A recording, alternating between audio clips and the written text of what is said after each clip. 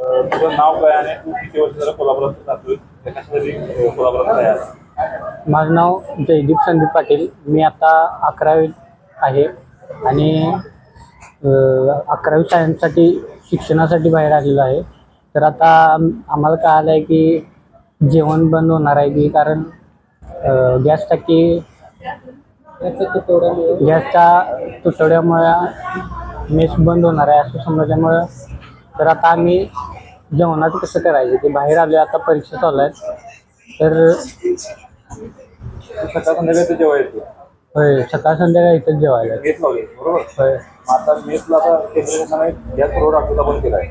मग आता हॉटेल बंद येणार आहे. मग आता आम्ही कसं जेवायचं मेस घरच्यासारखं जेवण असते तर ते बंद झाल्यावर मग आम्ही बाहेर जेवायचो.